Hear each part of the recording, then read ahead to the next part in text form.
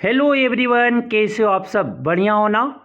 Hello 10th ICSE board वालों, तो कल आप लोग का फिजिक्स का एग्ज़ाम है और फिजिक्स के यहाँ पे 15 एमसीक्यू हम देखने वाले हैं जो इसी सिमिलर टाइप पे क्वेश्चंस आपको देखने को मिल सकता है।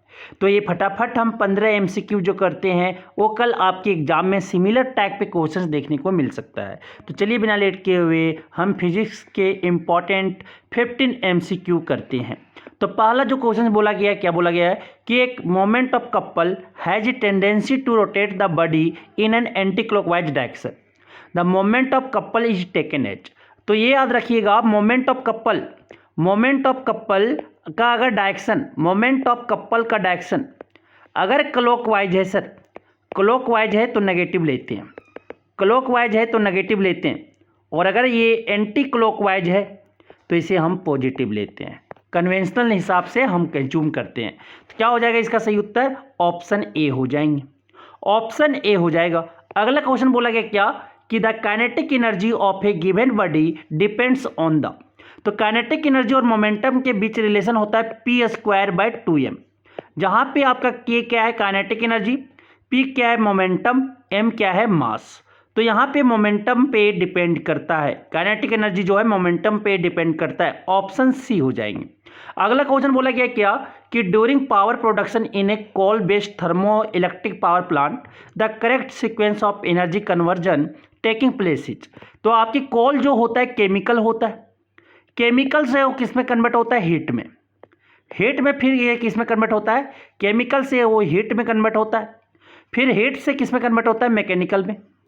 किस में कन्वर्ट होता है? मैकेनिकल में। फिर मैकेनिकल से, मैकेनिकल एनर्जी से फिर किस में कन्वर्ट होता है? इलेक्ट्रिकल एनर्जी में। तो क्या हो जाएगा? हीट, हीट से मैकेनिकल, मैकेनिकल से इलेक्ट्रिकल। ऑप्शन बी हो जाएंगे, ऑप्शन बी सही हो जाएगा। अगला क्वेश्चन बोला गया है क्या कि Anita used a single movable pulley to lift a bucket of water from a well. She lubricates the pulley, which of the following statement is true regarding the performance of the pulley used. कि अनीता नाम की कोई लड़की है जो single movable पुली को क्या कर रही है? कुआं से, वेल से वाटर के बकेट को क्या कर रही है? लिफ्ट कर रही है। तो सी जो पुली जो लगा हुआ है उस पर क्या करती है? वो लुब्रिकेट लगा देती है। तो विच ऑफ द फ्लोइंग, जो इनमें से कौन स्टेटमेंट जो है पुली जो यूज किया जा रहा है उसके परफॉर्मेंस के रिगार्डिंग सही है? तो क्या होंगे यहाँ पे? वेलोसिटी रेशियो जो हो जाएगा 2 रहेगा, कांस्टेंट रहेगा। ये वेलोसिटी रेशियो कांस्टेंट होगा। मैकेनिकल एडवांटेज आपके क्या होंगे? इंक्रीज करेगा। मैकेनिकल एडवांटेज जो होगा इंक्रीज करेगा, तो यहाँ पे जो होगा एफिशिएंसी भी क्या हो जाएंगे? एफिशिएंसी भी इंक्रीज करेगा, एफिशिएंसी भी क्या होंगे? इंक्रीज करेंगे। तो क्या हो जाएगा? Mechanical velocity ratio remains unchanged और एफिशिएंसी जो होगा वो इंक्रीज कर जाएंगे। ऑप्शन डी सही होगा। अगला क्वेश्चन बोला गया क्या कि नेक्स्ट क्वेश्चन आपका बोला गया है कि इनसाइड द प्रिज्म, प्रिज्म के अंदर during the dispersion of white light compare to blue red light, blue और रेड लाइट का कंपेयर करो। रेड लाइट को जो है ब्लू कलर से आपको क्या करना है? कंपेयर करना है। तो यहाँ से जैसे आप पास करवाओगे तो क्या होता है? विबजियोर, ये 7 कलर में क्या होते हैं? टूट जाते हैं सर। ये 7 कलर में जो होता है टूट जाता है विबजियोर, इस तरह से टूटता है, VIBGOR, इस तरह से टूटते हैं। तो इसमें जो देखोगे क्या, रिफ्रैक्टिव इंडेक्स जो ब्लू कलर का होगा, refractive index of blue colour वो ज्यादा होगा कंपेयर टू रेड से। फिर और क्या बोल सकते हैं? जो रिफ्रैक्शन होगा ब्लू का, रिफ्रैक्शन का जो ब्लू होगा इसका जो कम होंगे, ये क्या करेगा? लाइट ज्यादा मुड़ेगा। रिफ्रैक्शन जो होगा ब्लू का ज्यादा मुड़ेगा कंपेयर टू रेड। तो क्या हो जाएंगे? क्या बोल सकेंगे कि रेड कलर जो है स्लो आपका जो ये होगा डाउनलेस, स्लोज डाउनलेस, और ये रिफ्लेक्ट जो है कम करेगा। कौन? आपका रेड लाइट, इसका वेवलेंथ ज्यादा होता है रेड लाइट का। ऑप्शन डी सही हो जाएंगे, ऑप्शन डी सही हो जाएगा, क्योंकि रेड कलर का जो रिफ्लेक्टिव इंडेक्स होगा वो क्या होगा? कम होगा, कम होगा कंपेयर टू ब्लू लाइट। ये समझ आ गया? और ये जो रिफ्लेक्ट जो करेगा रेड लाइट कम करेंगे कंपेयर टू ब्लू लाइट, और ये ज़्यादा बेंड कौन करेगा? ब्लू लाइट ज़्यादा बेंड करेंगे और आपका रेड लाइट जो है कम बेंड करेगा। तो ये उसका जो स्पीड होगा उसका कम होगा। स्लो डाउन जो है वो आपका रेड कलर का वो कम होंगे और ब्लू कलर का ज़्यादा होगा। तो slows down less red light and reflect less, क्या हो जाएगा? ऑप्शन डी सही हो जाएंगे। अगला क्वेश्चन बोला गया नेक्स्ट कि when object are viewed through the rising heat of camp fire they appear to simmer. The optical phenomenon responsible for this effect is. तो यहाँ पे अगर कैंप फायर से अगर दे अपीयर कर रहा तो सिमर दिख रहे हैं, तो वहाँ पे क्या होगा, ड्यू टू वहाँ पे दो तरह के वहाँ पे आपका एयर दिखने को मिलेगा, एक हॉट एयर और एक आपका कोल्ड एयर। तो वहाँ पे क्या होगा, सो आपका रिफ्रैक्टिव इंडेक्स जो होंगे अलग अलग होंगे, तो वहाँ पे आपको रिफ्रैक्शन देखने को मिलेगा। क्या देखने को मिलेगा, कौन फेनोमेनन, रिफ्रैक्शन। ऑप्शन ए सही हो जाएंगे। अगला क्वेश्चन बोला गया क्या कि एक कन्वेक्स लेंस है जिसका फोकल लेंथ है वो 12 सेंटीमीटर है, और जिसका ऑब्जेक्ट जो डिस्टेंस पे जो है कितना डिस्टेंस पे है, 20 सेंटीमीटर लेंस के फ्रंट पे। तो यहाँ पे ब्लड इमेज जो आपका बन रहा है ऑब्टेन्ड ऑन द स्क्रीन जो आपका देखा कितना गया है, 23 सेंटीमीटर जो लेंस के फ्रंट पे रखा गया है, लेंस के सामने रखा गया है 23 सेंटीमीटर में। तो in order to obtain a clear image a screen has to be moved, screen को किधर मूव किया जाना चाहिए। तो मान लो कौन लेंस है आपका, कन्वेक्स लेंस है भैया, कन्वेक्स लेंस है। तो आपका जो 23 सेंटीमीटर पे जो है स्क्रीन रखा गया है, इस तरह पे स्क्रीन मान लो कि ये आपका स्क्रीन है, स्क्रीन यहाँ पे रखा गया। तो ये जो आपका ऑप्टिकल सेंटर से जो ऑब्जेक्ट रखा गया कितना दूरी पे रखा गया है, यू हमेशा नेगेटिव होता है, -20 सेंटीमीटर, -20 सेंटीमीटर। और फोकल लेंथ जो कन्वेक्स लेंस का होता है, फोकल लेंथ जो कन्वेक्स लेंस का होता है वो कितना दिया हुआ है, पॉजिटिव होता है, 12 सेंटीमीटर दिए हुए हैं। अब जो लेंस फार्मूला होता है वो क्या होता है, 1/f = 1/v - 1/u होता है। 1/v निकालना तो 1/v = क्या हो जाएगा, 1/f + 1/u हो जाएंगे। 1/12 माइनस क्या हो जाएगा, प्लस है माइनस, यू तो माइनस में तो क्या हो जाएगा, -1, यू कितना दिया हुआ है, 20 दिया हुआ है। 12 और 20 का एलसीएम लेंगे तो कितना हो जाएगा बता सकते हो क्या, 12 और 20 का एलसीएम लेंगे तो 60 आएगा। 12 और 20 का तो 60 ले लेंगे, 12 × 25 60, तो 5 1 के 5, फिर 20 दिया 60, तो ये 3 हो जाएंगे। यहाँ से क्या हो जाएगा, 2/60 आ जाएगा, कट के 2 1 के 2 और 32 × 60, तो क्या हो जाएगा, 1/30 आ गया। मतलब रेसिप्रोकल कर देंगे तो v = कितना आ जाएगा आपका, 30 सेंटीमीटर। जो आपका इमेज बनेगा, इमेज जो बनेगा वो कहाँ से बनेगा, 30 सेंटीमीटर पे क्लियर इमेज बन रहा होगा। और स्क्रीन जो है मेरा कितना दूर पे है, 23 सेंटीमीटर पे, 23 सेंटीमीटर पे। तो ये स्क्रीन को किधर शिफ्ट करना पड़ेगा, away from the lens, lens से दूर शिफ्ट करना पड़ेगा। क्या हो जाएंगे, क्योंकि तभी तो क्लियर इमेज बनेगा। स्क्रीन को यहाँ पे ले आना पड़ेगा 30 सेंटीमीटर पे, और स्क्रीन दिए हुए यहाँ पे 23 सेंटीमीटर पे। तो इसको क्या ले जा रहे हैं, लेंस से दूर ले जा रहे हैं। तो क्या हो जाएगा, away from the lens, option B हो जाएंगे। अगला क्वेश्चन बोला गया, नेक्स्ट क्वेश्चन नंबर 8, कि सोल्जर जो है अवॉइड करता है फायरिंग एट ए टारगेट इन फॉगी वेदर कंडीशन, क्योंकि आपका जो लाइट जो करेगा स्केटर कर जाएंगे, क्योंकि वहाँ पे जो है टीनी टीनी ड्रॉपलेट, वाटर के ड्रॉपलेट है, जो क्या करेगा, ड्रॉपलेट पे स्केटर करने, लाइट को क्या कर देगा, स्केटर करवा देगा, बिखरा देगा, बिखेर देगा। तो सोल्जर जो है अवॉइड करता है firing at the target in a foggy weather condition, ये आपका सही है। फॉगी वेदर में क्या होता है, लाइट गेट्स स्केटर्ड, लाइट जो होता है क्या हो जाता है, स्केटर हो जाता है, किसके कारण, टीनी वाटर ड्रॉपलेट के कारण, जो विजिबिलिटी क्या कर देता है, रिड्यूस कर देता है। ये भी आपका रीजन भी सही है और करेक्ट एक्सप्लेनेशन है। तो क्या हो जाएंगे यहाँ से, both A and R are true and reason is correct explanation of A. क्या हो जाएगा, ऑप्शन सी सही हो जाएंगे। अगला क्वेश्चन बोला गया क्या, कि दो साउंड वेव है X and Y, have the same amplitude, इसका एम्पलीट्यूड सेम है और सेम वेव पैटर्न भी है, लेकिन देयर फ्रीक्वेंसी जो है एक का आपका 60 हर्ट्ज है और एक का जो आपका 120 हर्ट्ज है आपके रिस्पेक्टिवली है। तो दो फ्रीक्वेंसी, तो क्या होता है कि आपके पिच बराबर जो होता है वो डायरेक्टली प्रोपोर्शनल टू आपका फ्रीक्वेंसी होता है, डायरेक्टली प्रोपोर्शनल टू फ्रीक्वेंसी होंगे, जितना ज़्यादा फ्रीक्वेंसी उतना ज़्यादा पिच होगा। तो एक्स के पास जो होगा, एक्स के मान लो कि दो है आपका, एक्स और वाई, तो एक्स जो साउंड है उसका क्या हो जाएंगे, पिच जो हो जाएगा लो हो जाएगा, क्योंकि फ्रीक्वेंसी कम है, और वाई का जो पिच होगा वो हाई होगा। क्यों होगा हाई, हाई क्यों होगा, क्योंकि फ्रीक्वेंसी ज़्यादा है। तो हाई लो पिच को हम क्या बोलते हैं, ग्रेव बोलते हैं। क्या बोलते हैं, ग्रेव बोलते हैं। और श्रिलर जो है हाई पिच को क्या बोलते हैं, श्रिलर बोलते हैं। क्या बोलते हैं, श्रिलर। तो क्या हो जाएगा, ऑप्शन मिला क्या, क्यों ऑप्शन मिला क्या, ऑप्शन बी सही हो जाएगा, ऑप्शन बी सही हो जाएंगे।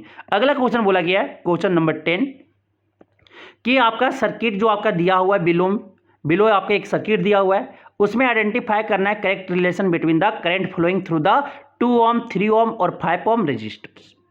तो इसमें जो करंट फ्लो करेंगे वो कितना ओम फ्लो करेगा वो हमें बताना है। तो देखो ये सीरीज में अगर जोड़ा रहता है तो क्या करते हैं, सिंपली को जोड़ देते हैं। तो जोड़ देते हैं तो ये आपका क्या बनेगा, कुछ सर्किट जो बनेगा ये आपका एक ओम ई वाला से है, दूसरा जो रजिस्टर आपकी इस तरह से आपके इक्विवेलेंट बनेगा। इस तरह से आपके क्या हुआ है, बैटरी से जोड़ा हुआ है। इस तरह से क्या हुआ है, एक बैटरी से आपका जोड़ा हुआ है सर, इस तरह से जोड़े हुए हैं। अब क्या हुआ है यहाँ पे समझिएगा थोड़ा सा कि ये भी 5 ओम हो जाएगा जोड़ोगे तो इक्विवेलेंट, और ये भी कितना है 5 ओम है। तो करंट तो यहाँ से मान लो कि आई आ रहा है, यहाँ से करंट आई आ रहा है, 12 वोल्ट का वोल्टेज का बैटरी है। करंट इसमें I1 आएगा, इसमें मान लो कि I2 जा रहे हैं। दोनों का अगर देखो वोल्टेज जो आपका पैरेलल में क्या होता है, वोल्टेज सेम होता है। तो 12 वोल्ट ही भी है तो इसका करंट जो हो जाएगा क्या हो जाएगा, I बराबर जो होता है V/R हो जाते हैं।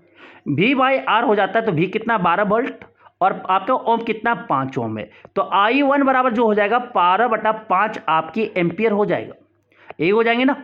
और I2 जो आपका हो जाएगा वो क्या हो जाएगा 12/5 हो जाएगा। दोनों में एम्पियर क्या हो जाएगा, सेम हो जाएगा।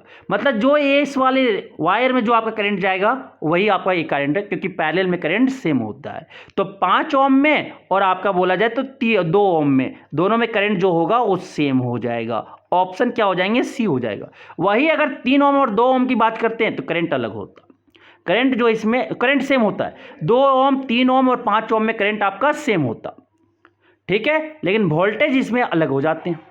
सीरीज में वोल्टेज अलग होता है, करंट सेम होता है। पैरेलल में करंट अलग होते हैं, लेकिन सर यहाँ पे क्या दोनों का जो है करंट सेम है, सॉरी आपकी जो क्या करते हैं रेजिस्टेंस सेम है।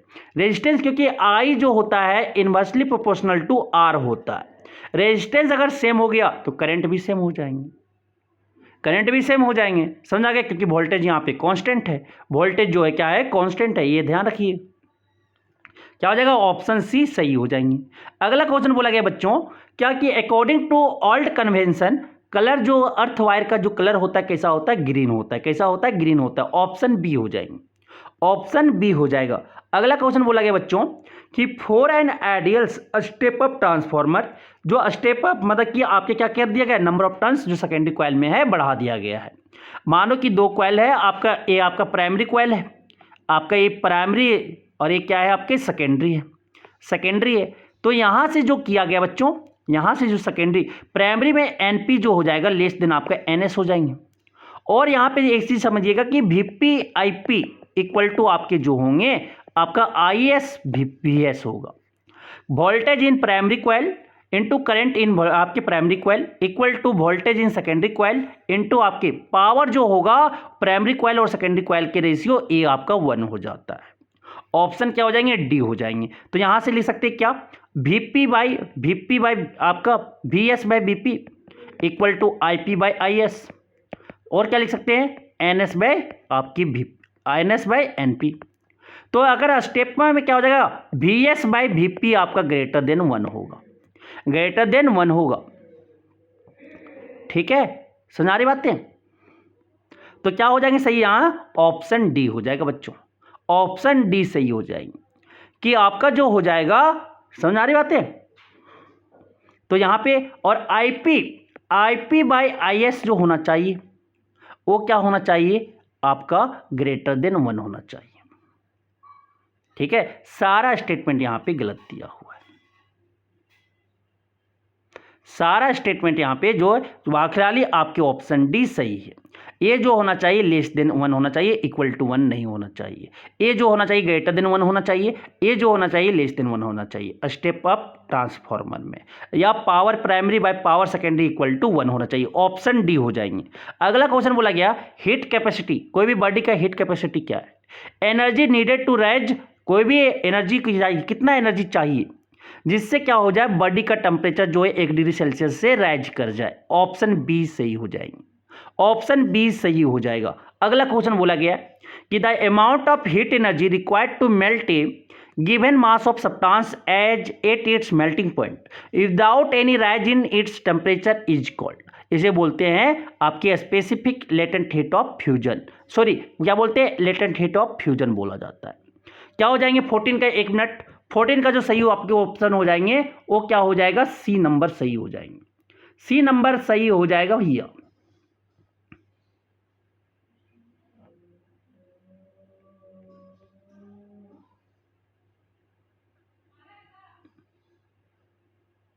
ठीक है, तो बोलते हैं सी।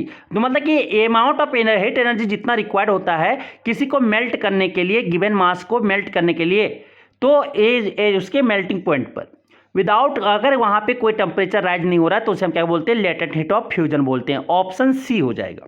अगला क्वेश्चन बोला गया नेक्स्ट, क्या बोला गया है कि एक न्यूक्लियस है जिसका एटम के न्यूक्लियस जो है वो आपके 146 न्यूट्रॉन और 95 प्रोटॉन से बना हुआ है।